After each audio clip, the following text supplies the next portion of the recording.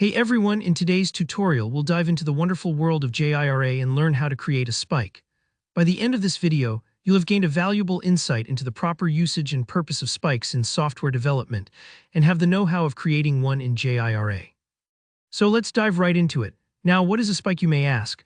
Well, in the simplest terms, it's a story that can't be estimated until a development team runs a time-boxed investigation. The output of a spike is an answer to a question and not necessarily working code. The most traditional beefed-up approach to creating a spike in Jira involves using an existing issue type like a task or a subtask, tagged appropriately for clear identification. And this is exactly what we're going to learn today. First up, you're going to need to navigate to your project board or backlog, the sanctuary where all your project's issues parade, waiting for your attention. On the top menu, you'll see a button labeled Create. Go ahead and click on it. Be assured Jira won't throw any curveballs here.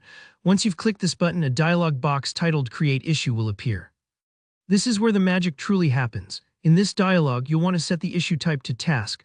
Why a task, you ask? Well, a task in Jira is a versatile all-rounder that can handle a multitude of issue needs.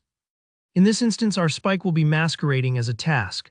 Next up, we have the Summary field. Here you need to clearly indicate the purpose of the spike. For example, you could fill it in with Spike. Research Best Authentication Library for SSO. This way, anyone viewing the spike has a crystal clear idea of its intent, moving forward to the description field. This is your stage to express the expectations, goals, and the specific questions you aim to answer with the spike. For example, you could outline your expected outcome as identify the best authentication library for single sign-on implementation. It's all about clarity here. The final touch in our spike creation journey involves labeling our task disguised as a spike appropriately. In the Labels field, add the term spike.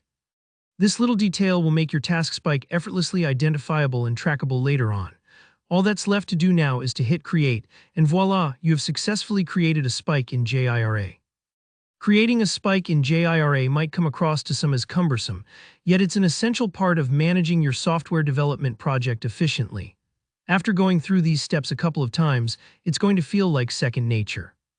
Alright, we've come to the end of the tutorial. I hope this has been helpful to you. To those who made it till the end of the tutorial, a big thumbs up to you. If you have any questions or queries, don't hesitate to drop them in the comments section below, and I'll do my best to answer them. Don't forget to like this video and subscribe to our channel for more such tutorials. Until then, keep exploring and happy coding.